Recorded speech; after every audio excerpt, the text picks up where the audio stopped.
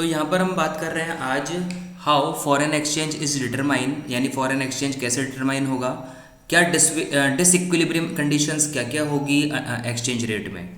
तो सबसे पहले हम बात करेंगे determination of foreign exchange rate. ठीक है, तो यहाँ पर फॉरेन एक्सचेंज रेट कैसे डिसाइड होती है, किस लेवल पे हमें ट्रेडिंग करनी है, कब एक एक्सचेंज की जो कंट्री है जो एक एक्सचेंज की डिमांड करेगा और कब दूसरा कंट्री जो है वो उसकी सप्लाई करेगा। तो ये सारी बातें आज हम करने वाले हैं। ठीक है, तो नंबर 1 पॉइंट है determination of foreign exchange rate. ठीक है, determination of foreign exchange rate, that means हम फॉरेन एक्सचेंज रेट को कहाँ डिसाइड करते हैं, डिसाइड कहाँ पे करेंगे, कहाँ पे डिटरमाइन करेंगे। Number 1, exchange rate in a free exchange market is determined at a point where demand for foreign exchange is equal to supply of foreign exchange। बिल्कुल सिंपल मीनिंग है, जहां पर फॉरेन एक्सचेंज की डिमांड फॉरेन एक्सचेंज की supply के बराबर होगी, equal होगी, वहां पर फॉरेन एक्सचेंज रेट डिसाइड होगी। ठीक है, जैसे कभी भी आप सुनते हो ना कि आज जैसे डॉलर का प्राइस जो है वो रुपीज़ है वो डॉलर के मुकाबले में जैसे कभी गिर गया, कभी ऊपर चला गया।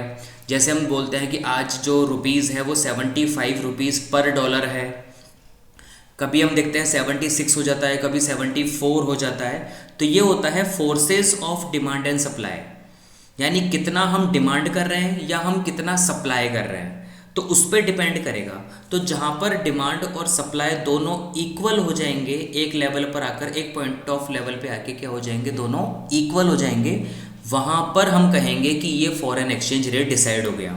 यानी जैसे मैंने कहा 75 रुपीज़ पर डॉलर है, तो 75 रुपीज़ वो लेवल है जहाँ पर इंडिया और यूएसए दोनों इक्विलिब्रियम लेवल पर आ चुके हैं, यानी दोनों इक्वल आ गए हैं डिमांड और सप्लाई के लेवल पे।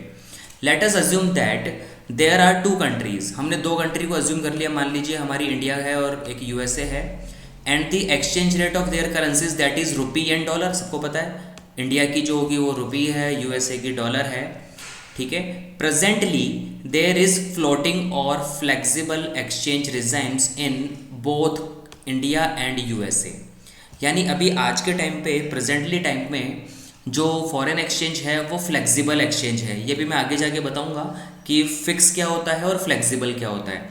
आज फ्लेक्सिबल है, that means daily price change होना। ठीक है, फॉरेन एक्सचेंज का जो प्राइस डेली चेंज होता है या एक दिन में कई बार चेंज होता है, तो इसे हम कहते हैं फ्लेक्सिबल एक्सचेंज रिजाइम। ठीक है, तो दोनों कंट्री का जो है वो फ्लेक्सिबल एक्सचेंज रेट है। Therefore, the value of currency of each country in terms of other countries depends upon the demand for and supply of their currencies। ठीक है, तो इन दोनों कंट्रीज के बीच में जो करेंसी की वैल्यू होगी वो कैसे होगी, वो किस पे डिपेंड करेगी, वो डिपेंड करेगी डिमांड पे या इसकी सप्लाई पे। ठीक है, इन द अबव डायग्राम, अभी हम आगे एक डायग्राम देखेंगे, उस डायग्राम में आगे लेके चलूँगा आपको। उस डायग्राम में हमने प्राइस को रखा है वर्टिकल एक्सिस पे, वर्टिकल एक्सिस जानते हो, वाई एक्सिस पे। ठीक है, is stated in terms of domestic currency, domestic currencies के लिए, और जो हॉरिजॉन्टल एक्सिस है वहाँ पर हमने उसको शो किया है क्वांटिटी डिमांडेड, यानी एक्स एक्सिस पे हमने दिखाया है क्वांटिटी डिमांडेड या सप्लाइड, डिमांडेड और सप्लाइड। ठीक है, और वर्टिकल एक्सिस पे हमने दिखाया है प्राइस को। क्लियर? तो यहाँ पर डायग्राम के थ्रू हम समझने की कोशिश करेंगे कि किस तरीके से इनका डिटर्मिनेशन होता है। In the above diagram the demand curve, यानी कि जो डिमांड ऑफ डॉलर है, इस डाउनवर्ड स्लोपिंग। ये मुझे बताने की जरूरत नहीं है कि डिमांड कर्व जो होता है वो डाउनवर्ड स्लोपिंग होता है, अभी हमने लास्ट पार्ट 1 में ही हमने देखा था। This means that less foreign exchange is demanded as exchange rate increase. इसका मतलब क्या होता है, ये हमने कल बात की थी कि हमारा जो फॉरेन एक्सचेंज होगा वो क्या होगा, लेस डिमांडेड होगा। क्यों? क्योंकि रेट हाई होगी। मैंने कहा था कल ये इन्वर्स रिलेशनशिप होता है, जब जब रेट हाई होगा हम डिमांड कम करेंगे। ठीक है, और जब जब रेट कम होगा, ठीक है, तो हम क्या करेंगे, हम इंपोर्ट करना शुरू कर देंगे, यानी हम डिमांड करना ज़्यादा कर देंगे, हम डिमांड उसकी ज़्यादा कर देंगे। This is due to the fact that the rise in price of foreign exchange increase the rupee cost of foreign goods. Simple सी बात है, जैसे ही इंक्रीज होगा प्राइस फॉरेन एक्सचेंज का, जो कॉस्ट ऑफ फॉरेन गुड्स है वो क्या हो जाएगी, इंक्रीज हो जाएगी। यानी फॉरेन का जो गुड्स है वो क्या हो जाएगा, इंक्रीज हो जाएगा। ठीक है, सॉरी। इसके बाद देखो, which make them more expensive, यानी कि वो जो होगा वो ज़्यादा एक्सपेंसिव हो जाएगा। एज अ रिजल्ट इम्पोर्ट हमारे क्या हो जाएंगे, कम हो जाएंगे, डिक्लाइन हो जाएंगे। दस the demand for the foreign exchange also decrease. Rate के इंक्रीज होने से हमारी डिमांड डिक्रीज होती है। ये वाला कल का ही कंसेप्ट है जो लास्ट क्लास में हमने देखा था। The supply curve, supply of dollar is upward sloping. ये कल हमने देखा था कि जो सप्लाई कर्व होगा वो अपवर्ड स्लोपिंग होगा, लेफ्ट टू राइट, ऊपर नीचे से ऊपर की ओर जाएगा। Which means that supply of foreign exchange increases as the exchange rate increases. क्यों? क्योंकि इन दोनों में क्या होता है, पॉजिटिव रिलेशनशिप होता है। जब रेट इंक्रीज होगा तो एक्सचेंज, फॉरेन एक्सचेंज की जो सप्लाई होगी वो भी क्या हो जाएगी, इंक्रीज हो जाएगी। कैसे इंक्रीज होगी देखते हैं।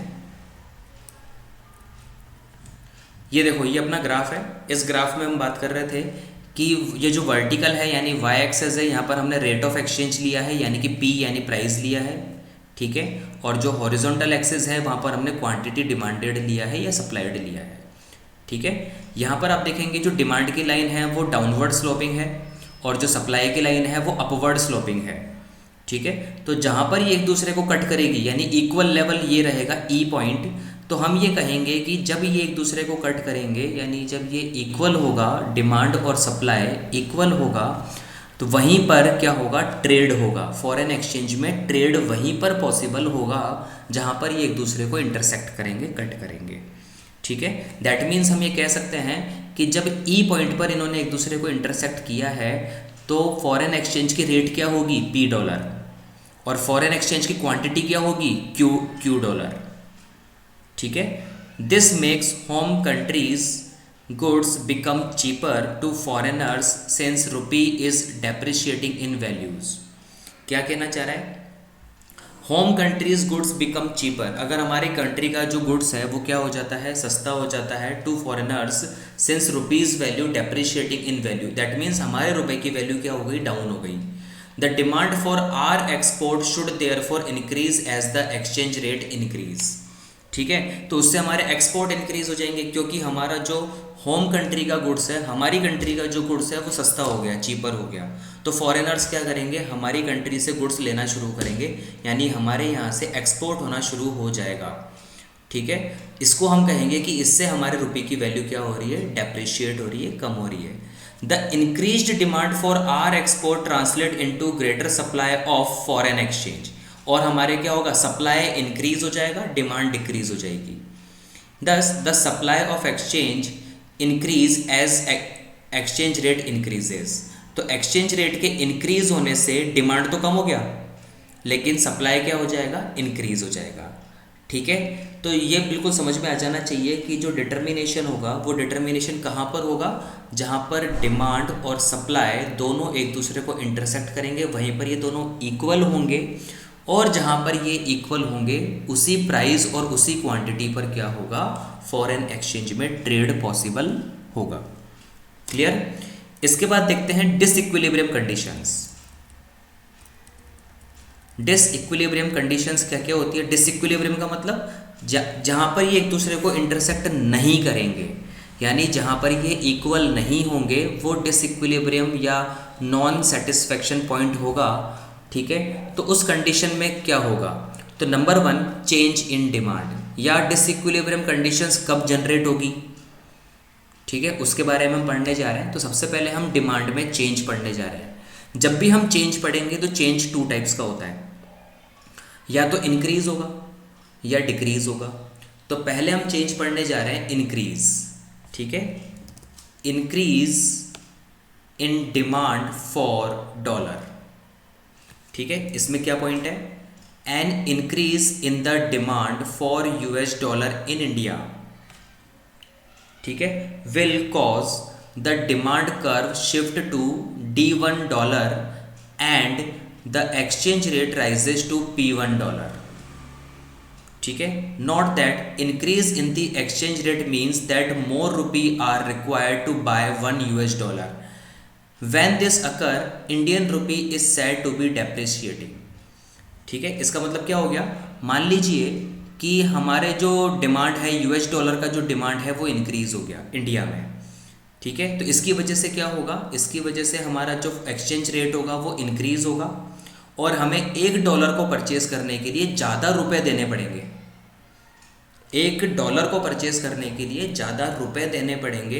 इसको हम कहेंगे कि हमारा जो इंडियन रुपीज़ है वो क्या हो गया, डेप्रिशिएटिंग हो गया। ठीक है, जैसे हम कहते हैं, कभी आपने कभी सुना भी होगा कि इंडिपेंडेंस के टाइम पे यानी 1947 के टाइम पे जो ₹1 था वो $1 के बराबर था। इसका मतलब ये था कि हम ₹1 में $1 परचेज कर सकते हैं। लेकिन आज क्या है, आज 75 प्लस चल रहा है अराउंड, तो 75 रुपीज़ में हम $1 परचेज कर रहे हैं। ठीक है, तो यानी हमारे जो रुपए की वैल्यू है, यानी कोई मतलब वो जो वैल्यू जो पहले ₹1 की वैल्यू $1 के बराबर थी, आज वो 75 रुपीज़ के इक्वलेंट हो गया $1। दैट मीन्स डॉलर की वैल्यू तो इंक्रीज हो गई, लेकिन इंडियन रुपीज़ की वैल्यू डेप्रिशिएट हो गया। क्यों? क्योंकि $1 को परचेज करने के लिए ₹1 की जगह अब 75 रुपीज़ हमें स्पेंड करने होते हैं। ठीक है, तो हम डॉलर में डिमांड इंक्रीज हो गई हमारी। ठीक है, इसको देखते हैं आगे। देखो, ग्राफ के अकॉर्डिंग समझते हैं। वही वाई एक्सिस पे हमारा रेट है और एक्स एक्सिस पे हमारी डिमांड है। ठीक है, सबसे पहले ये वाला पॉइंट देखना, जो हमारा ये वाली जो लाइन थी, ये वाली जो लाइन थी डी वाली लाइन, सबसे पहले इसको देखना। डिमांड ऑफ डॉलर, ये ऊपर से नीचे डाउनवर्ड स्लोपिंग है। सप्लाई जो लाइन है वो सप्लाई ऑफ डॉलर, ये वाली लाइन है जो हमने पहले वाले में देखा था। उसके अकॉर्डिंग अगर हम बात करें तो दोनों एक दूसरे को कट कर रहे हैं ए पॉइंट के ऊपर। ए पॉइंट पर दोनों एक दूसरे को कट कर रहे हैं। तो यहाँ पर जो हमारी ट्रेडिंग हो रही है वो प्राइस ऑफ डॉलर पे पी डॉलर पे और क्यू डॉलर पे हमें ट्रेडिंग करना पड़ रहा है। लेकिन अब क्या हुआ, अब जो है डॉलर का प्राइस इंक्रीज हो गया, प्राइस ऑफ डॉलर क्या हो गया, इंक्रीज हो गया। ठीक है, यानी जो $P था वो $1 पे इंक्रीज हो गया। इसकी वजह से तो जो इक्विलिब्रियम ए है वो यहाँ तो होगा नहीं। ठीक है, वो कहाँ जाएगा, देखो $1 कहाँ जाके कट होगा, अब वो सी पे कट होगा। यानी हमारी जो नई डिमांड लाइन है वो $1 पे इंक्रीज हो गई, यहाँ से यहाँ तक इंक्रीज हो गया ये। ठीक है, हमारा डिमांड इंक्रीज हो गया, तो डिमांड इंक्रीज करने से डॉलर का प्राइस इंक्रीज हो गया। ठीक है, तो जो इक्विलिब्रियम पहले ए पॉइंट पे कट हो रहा था अब वो सी पॉइंट पे कट होगा। इससे क्या हुआ, देखो क्वांटिटी भी इंक्रीज हो गई, ये जो क्वांटिटी आपको नजर आ रही है ये क्वांटिटी भी इंक्रीज हो गया और प्राइस भी इंक्रीज हो गया। ठीक है, तो अगर डिमांड ऑफ फॉरेन एक्सचेंज या डिमांड ऑफ फॉरेन करेंसी अगर इंक्रीज हो जाता है तो फॉरेन करेंसी का प्राइस भी इंक्रीज हो जाएगा। ठीक है, तो इसको समझने वाली बात है, ये चेंज समझ में आ गया होगा। और जो ये इक्विलिब्रियम लेवल है वो यहाँ ए से शिफ्ट होकर सी पे चला जाएगा। क्लियर? देन उसके बाद हम बी पॉइंट पढ़ने जा रहे हैं, चेंज इन सप्लाई। ठीक है, अभी हमने खाली इंक्रीज पढ़ा है, अभी आगे वाले टॉपिक में अपन डिक्रीज भी पढ़ेंगे। पहले हम इंक्रीज पढ़ेंगे डिमांड का और सप्लाई का। डिमांड का हम कर चुके हैं, अब सप्लाई का इंक्रीज पढ़ने जा रहे हैं। तो सप्लाई की increase in supply for dollar, अब ये पढ़ने जा रहे हैं ये होता क्या है। ठीक है, देखो, an increase in the supply of $, causes the supply curve shift to S1 and exchange rate falls to P1. In this case, rupee cost of $, is decreasing and the Indian rupee is said to be appreciating. अब इस पूरे का मतलब क्या है, देखो graph से समझते हैं। फर्स्ट कंडीशन हमारी है ये वाली, ये P price of dollar, price of dollar.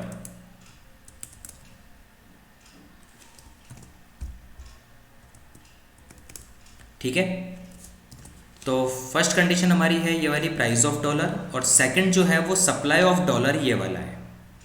ये दोनों एक दूसरे को इंटरसेक्ट कर रहे हैं ए पॉइंट पे।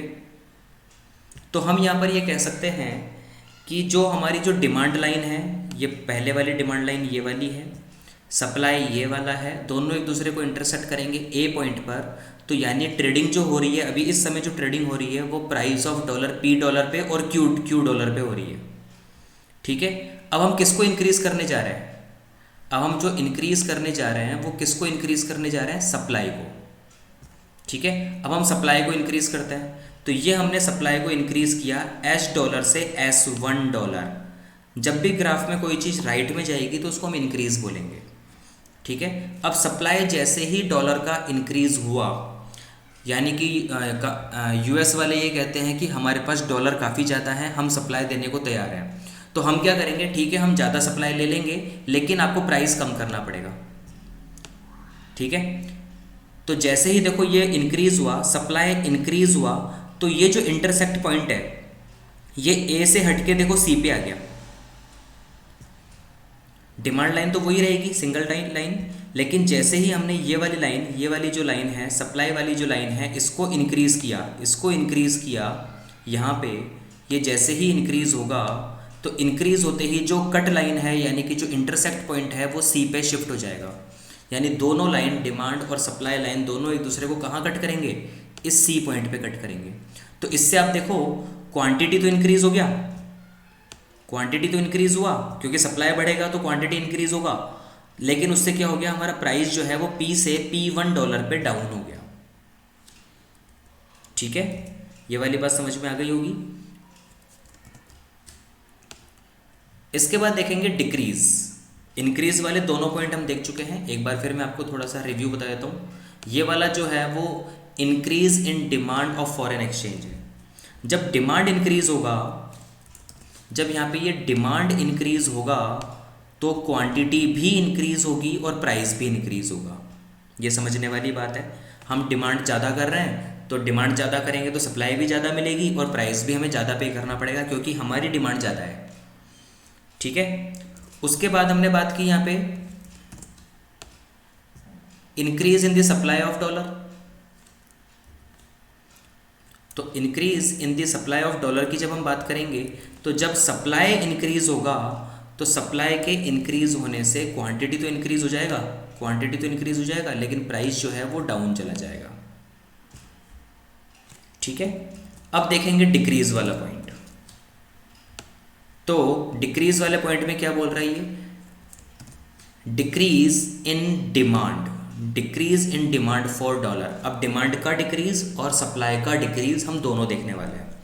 तो decrease in demand for dollar में दिया हुआ है a decrease in the demand for US dollar in India will cause the demand curve to shift to D1 dollar and exchange rate falls to P1 dollar. जैसे हमने increase में पढ़ा कि अगर डिमांड इंक्रीज होता है तो क्वांटिटी भी इंक्रीज होगा, प्राइस भी इंक्रीज होगा। बस यहाँ पर दोनों को अपोजिट कर दो। अगर डिमांड डिक्रीज होता है तो क्वांटिटी भी डिक्रीज होगी और रेट भी डिक्रीज होगी। Note that decrease in the exchange rate. देखो एक्सचेंज रेट में क्या होगा? डिक्रीज होगा। Decrease in the exchange rate means less rupees are required to buy 1 US dollar. अगर एक्सचेंज रेट कम हो गया है, डॉलर का प्राइस कम हो गया, 75 से 70 रुपीज़ आ गए, तो हमें $1 परचेज करने के लिए 70 रुपीज़ ही खर्च करने पड़ेंगे, लेस हम रुपीज़ खर्च करने पड़ेंगे। अब हमें 75 नहीं देना, अब हमें ओनली 70 रुपीज़ स्पेंड करने पड़ेंगे। तो इससे क्या होगा? इससे हमारे रुपये की जो वैल्यू है वो अप्रिशिएट होगी, इंक्रीज होगी रुपीज़ की वैल्यू। ठीक है, अगर हमें कम रुपए देने पड़ेंगे डॉलर के मुकाबले में तो इसको हम कहेंगे एप्रिशिएटिंग, और अगर डॉलर के मुकाबले में ज़्यादा रुपीज़ पे करना पड़ेगा तो उसको हम कहेंगे डेप्रिशिएटिंग। क्लियर? यहाँ पर ये वाला पॉइंट समझ में आ गया होगा। उसके बाद आगे देखते हैं, ये ग्राफ है इस चीज़ का। सबसे पहले देखो समझने की कोशिश करते हैं। पहले प्रेजेंट कंडीशन, हमेशा चेंज से पहले समझो प्रेजेंट कंडीशन क्या है। तो प्रेजेंट कंडीशन है, ये हमारी सप्लाई की लाइन है। सप्लाई सिंगल रहेगा, क्यों? क्योंकि हम चेंज इन डिमांड पढ़ रहे हैं। जब डिमांड में चेंज होगा तो सप्लाई की एक ही लाइन होगी। ठीक है, ये डिमांड की लाइन है पहले वाली, फर्स्ट प्रेजेंट सिचुएशन। ठीक है, दोनों लाइन एक दूसरे को इंटरसेक्ट कहाँ कर रही है? ए पॉइंट पे इंटरसेक्ट कर रही है। ठीक है, यानी इसका मतलब ए का मतलब $P इसका प्राइस है और $Q इसका क्यू डॉलर इसका क्वांटिटी है। अब हम क्या कर रहे हैं, डिमांड में क्या कर रहे हैं, डिक्रीज कर रहे हैं। अब हमने डिमांड को क्या कर दिया, इतना डिक्रीज कर दिया यहाँ तक, और नई लाइन बन गई D1S, D1 dollar. D1 dollar एक नई लाइन बन चुकी है। ये वाली डिमांड लाइन पहले वाली लाइन है। अब हमने डिमांड को कम कर दिया, डिमांड को कम करने से ये वाली लाइन बनी। इसके लाइन बनने से जो A पॉइंट पे इंटरसेक्ट हो रहा था वो शिफ्ट हो गया C पॉइंट पे। देखो दोनों लाइन एक दूसरे को कहाँ कट कर रही है, C पॉइंट पे कट कर रही है।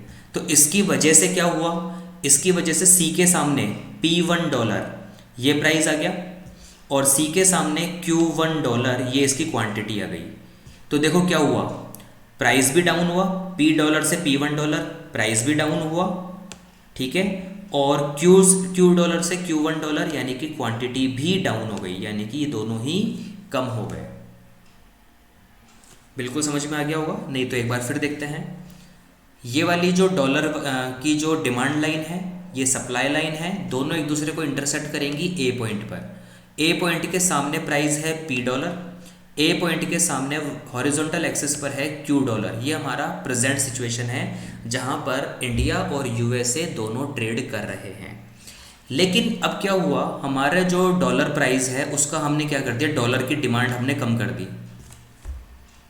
हमने डॉलर की डिमांड कम कर दिया, यानी कि हमने इंपोर्ट करना कम कर दिया, हमने टूरिज्म कम कर दिया, हमने स्पेकुलेशन एक्टिविटी कम कर दी। जो भी हमने 3 पॉइंट पढ़े थे लास्ट क्लास में, वो तीनों हमने कम कर दिए, ठीक है। तो उससे क्या होगा, अब उससे USA ये देखेगा कि जब 75 रुपीज़ है, 75 रुपीज़ पर डॉलर है, तो जो इंडिया वाले हैं वो हमारी फैसिलिटीज़ या हमारी गुड्स या हमारे सर्विसेज या हमारे टूरिज्म नहीं ले रहे, वो अपनी डिमांड कम कर रहे हैं। तो फिर USA क्या करेगा, USA अपनी प्राइस को कम करना शुरू करेगा, ठीक है। USA अपनी प्राइस को कम करना शुरू करेगा। हाँ भाई 75 पे ट्रेड नहीं हो रहा, अब 70 पे ट्रेड करके देखते हैं। तो 70 पे ट्रेड करेंगे तो फिर हमारे जो इंडियंस की जो डिमांड है वो फुलफिल हो रही है 70 रुपीज़ पे, मान के चलते हैं एक एग्जांपल के थ्रू, ठीक है। तो जब हमने क्वांटिटी को कम किया तो वहाँ का प्राइस भी कम हुआ, ठीक है। तो डिमांड अगर हम कम करेंगे तो सामने वाले को अपना प्राइस भी क्या करना पड़ेगा, कम करना पड़ेगा। बिल्कुल सिंपल वे में आप ये समझ सकते हो। क्लियर हो गया होगा। इसके बाद नेक्स्ट बात हम करेंगे decrease in supply of dollar. Decrease in supply of dollar, पहले हमने दोनों का इंक्रीज देखा, फिर डिमांड का डिक्रीज देखा है, अब सप्लाई का डिक्रीज देखेंगे। तो यहाँ पर जो पॉइंट हम पढ़ने वाले हैं वो डिक्रीज पढ़ने वाले हैं सप्लाई ऑफ डॉलर। अब इसका मतलब होता क्या है, A decrease in the supply of US dollar caused the supply curve shift to S1 dollar, यानी सारे S डॉलर जो है वो S1 डॉलर पे ही शिफ्ट होगा, लेकिन किस तरफ जाएगा, ये लेफ्ट हैंड साइड जाएगा। क्यों शिफ्ट किधर होगा, लेफ्ट साइड। लेफ्ट साइड क्यों, क्योंकि डिक्रीज है। हमेशा याद रखना डिक्रीज लेफ्ट साइड और जो इंक्रीज होगा वो राइट साइड होगा, ठीक है। तो S1 डॉलर जो होगा वो हमेशा लेफ्ट में शिफ्ट होगा क्योंकि डिक्रीज है, तो एक्सचेंज रेट इंक्रीज होगा टू P1 डॉलर, ठीक है। Rupee cost of US dollar is increasing and the Indian rupees is said to be depreciating. अब वापस वही क्या हो गया, अब US ने क्या किया, US ने क्या किया, अपने डॉलर का सप्लाई कम कर दिया। सप्लाई कम होगी तो हमें डॉलर कम मिलेंगे, लेकिन हमें डॉलर चाहिए, तो हम क्या करेंगे, हम हमारा प्राइस इंक्रीज करेंगे। हम ये कहेंगे कि ठीक है 70 रुपीज़ पर डॉलर अगर अवेलेबल नहीं है तो 75 रुपीज़ पर डॉलर हमें दे दीजिए, उस पर हम ट्रेड कर लेते हैं। तो यानी हमें ज़्यादा रुपीज़ पे करने पड़ेंगे डॉलर के मुकाबले, तो हमारे जो रुपए की वैल्यू हो जाएगी वो डेप्रिशिएटिंग हो जाएगी, ठीक है। ये मैंने कहा अगर हमें ज़्यादा रुपये देने पड़ेंगे तो हमें रुपए की वैल्यू डेप्रिशिएट हो जाएगी। फिर देखते हैं ग्राफ को, प्रेजेंट सिचुएशन। सबसे पहले ये सप्लाई है अभी प्रेजेंट की और ये प्रेजेंट की डिमांड है। दोनों एक दूसरे को इंटरसेक्ट कहाँ करेगी, A पॉइंट पर। ये दोनों एक दूसरे को A पॉइंट पे इंटरसेक्ट करेगी। इसका मतलब है कि जो P डॉलर है वो प्राइस है डॉलर का और क्वांटिटी यहाँ पर है। क्वांटिटी हम कुछ भी मान सकते हैं, 10 मान लो, 15 मान लो, 20 मान लो। मान लीजिए 10 मान लेते हैं हम यहाँ पे कि यहाँ पे ये यहाँ पर ये 10 रहेगी, ठीक है। उसके बाद अब हम क्या करने जा रहे हैं, सप्लाई को डिक्रीज कर रहे हैं। तो चलो सप्लाई को डिक्रीज करो लेफ्ट साइड। मैंने कहा शिफ्ट करना है और शिफ्ट किधर करना है, डिक्रीज साइड। तो डिक्रीज का मतलब लेफ्ट में, तो ये लेफ्ट में डिक्रीज होगा, तो हमारा जो सप्लाई कर्व है वो $H से $S1 कर दिया हमने। अब देखो इससे इफेक्ट क्या आया, तो $S1 पे ये वाली लाइन ड्रॉ होगी, ये वाली लाइन ड्रॉ होगी। इस लाइन के ड्रॉ होने से क्या हुआ, नया पॉइंट बन गया C, इंटरसेक्ट पॉइंट, जो डिमांड और सप्लाई एक दूसरे को कट करेंगे। तो C की वजह से क्या हुआ, देखो C की वजह से प्राइस P1 ऊपर आ गया और नीचे क्वांटिटी जो है वो देखो लेफ्ट में आ गई। तो हम क्या कहेंगे, डिक्रीज इन सप्लाई, ठीक है। इसकी वजह से क्या हुआ, प्राइस तो इंक्रीज हो गया, ठीक है, प्राइस तो इंक्रीज हो गया, लेकिन क्वांटिटी क्या हो गई, कम हो गई। क्वांटिटी तो कम होना ही होना है क्योंकि सप्लाई डिक्रीज हो रही है। आगे से अगर सप्लाई कम आएगा तो हमें क्वांटिटी कम ही लेना पड़ेगा। तो हम क्या करेंगे, हम प्राइस ज़्यादा देने को तैयार रहेंगे और डिमांड को फुलफिल करने के लिए। क्लियर। तो ये वाला जो पॉइंट है आज मैंने लिया है, ठीक है। ये थोड़ा सा समझने के लिए थोड़ा आपको थोड़ा पढ़ना पड़ेगा, एक दो बार इसको देखना पड़ेगा, तब वो समझ में आएगा। इसलिए आज यही टॉपिक रखेंगे इस क्लास में, बाकी का टॉपिक लास्ट क्लास में लेंगे।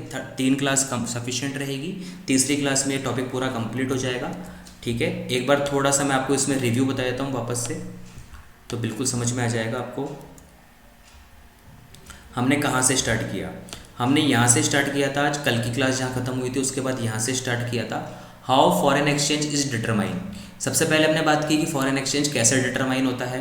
तो फॉरेन एक्सचेंज डिटरमाइन होता है किसकी वजह से, फॉरेन एक्सचेंज वहाँ डिटरमाइन होगा जहाँ पर demand for foreign exchange equal होगा सप्लाई ऑफ फॉरेन एक्सचेंज के, ठीक है। जहाँ पर डिमांड और सप्लाई दोनों एक दूसरे के इक्वल होगा, वहाँ पर दोनों का पॉइंट क्या रहेगा, डिटर्मिनेशन पॉइंट रहेगा फॉरेन एक्सचेंज रेट के लिए, ठीक है। दूसरी बात, ये तो एक एग्जांपल था। फिर हमने एक डायग्राम की बात की, तो डायग्राम जो हम बात करेंगे यहाँ पे, तो ये वाला डायग्राम हमने सबसे पहले देखा था।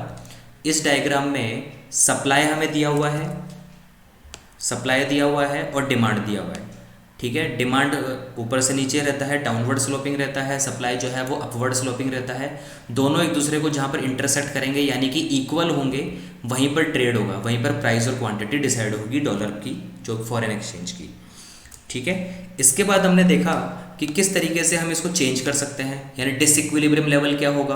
तो डिसइक्विलिब्रियम लेवल 4 टाइप का होगा, चेंज इन डिमांड और चेंज इन सप्लाई, ये 2 पॉइंट रहेंगे। इन दोनों के 2-2 पॉइंट रहेंगे, इंक्रीज डिक्रीज, इंक्रीज डिक्रीज। तो पहला पॉइंट हमने देखा डिमांड में इंक्रीज, ठीक है। तो अगर डिमांड इंक्रीज होता है, ठीक है, यानी हम डिमांड ज़्यादा कर रहे हैं, तो सामने वाली जो कंट्री है, अदर कंट्रीज जो है वो हमसे रुपीज़ ज़्यादा मांगेगी क्योंकि हमारी डिमांड ज़्यादा है। तो हमारे जो रुपए की वैल्यू है वो डेप्रिशिएट होगी, ठीक है। तो यहाँ पे ध्यान रखना, जब इंक्रीज इन डिमांड हम पढ़ेंगे तो दोनों इंक्रीज होंगे, दोनों चीज़ इंक्रीज होगी, प्राइस भी और क्वांटिटी भी। कैसे, देखो ये मैंने डिमांड इंक्रीज किया, डी डॉलर से $1 पे हम चले गए, $1 से $1 पे हम चले गए। तो इससे देखो हमारी क्वांटिटी भी इंक्रीज हो गई और हमारा प्राइस भी क्या हो गया, इंक्रीज हो गया। डॉलर का जो फॉरेन एक्सचेंज का जो रेट था वो भी इंक्रीज हो गया, ठीक है। इसके बाद बात की हमने किसकी, सप्लाई की बात की। सप्लाई की जब हम बात कर रहे हैं तो सप्लाई में क्या होता है, जब सप्लाई इंक्रीज होती है तो यानी कि सामने वाला हमें सप्लाई ज़्यादा देना चाहता है, ठीक है। तो जब गुड्स अवेलेबल बहुत ज़्यादा है, बहुत ज़्यादा अवेलेबल है, तो हम क्या करेंगे, हम ज़्यादा पे नहीं करना चाहते, हम कम पे करना चाहते हैं। तो हमारे जो रुपए की वैल्यू है वो एप्रिशिएट होगी, ठीक है। तो इस केस में जब सप्लाई इंक्रीज होगी तो उस केस में हमारी क्वांटिटी तो इंक्रीज होगी लेकिन प्राइस डाउन हो जाएगा। ये वाली बात ध्यान रखनी पड़ेगी यहाँ पे, ठीक है। तीसरी बात हमने क्या देखी, तीसरी बात हमने देखी decrease in demand of dollar. तो जब डिमांड डिक्रीज़ कर देंगे हम, हमारा प्राइस, हमारी डिमांड कम कर देंगे, तो सामने वाली कंट्री को अपना प्राइस कम करना पड़ेगा, हमें अपना रुपीज़ कम पे करना पड़ेगा। तो हमें हमारे रुपीज़ को क्या बोलेंगे हम, कि हमारे जो रुपीज़ की वैल्यू है वो एप्रिशिएट हो चुकी है, ठीक है। तो इस केस को हम ग्राफ के अकॉर्डिंग हम देख सकते हैं। तो ये जो ग्राफ था हमारे पास, इस ग्राफ में हमने देखा कि सप्लाई लाइन है हमारे पास और डिमांड लाइन है। अब डिमांड को मैंने कम कर दिया लेफ़्ट साइड, तो डिमांड को कम करने से दोनों कम होंगे, क्वांटिटी भी कम होगी और सप्लाई भी कम होगी, ठीक है। इंक्रीज इन डिमांड में दोनों इंक्रीज हुए थे, डिक्रीज इन डिमांड में दोनों डिक्रीज होंगे, ठीक है। इसी तरीके से decrease in supply of dollar की जब हम बात करेंगे तो इसमें सप्लाई जब कम होगा, ये सप्लाई जब कम होगा इस तरीके से लेफ्ट में जाएगा तो क्वांटिटी तो कम होगा ही होगा, सप्लाई कम होगा तो क्वांटिटी भी कम होना ही होना है, तो उससे हमारा जो फॉरेन एक्सचेंज प्राइस है वो क्या हो जाएगा, इंक्रीज हो जाएगा। बस ये वाले पॉइंट्स हमें पढ़ने हैं, इसका पूरा डिटेल्स भी आपके सामने है, ग्राफ आपके सामने है, ठीक है। ये पूरा टॉपिक आज का रहेगा, बाकी का जो टॉपिक रहेगा वो अपन कल आगे कंटिन्यू करके चलेंगे, ठीक है।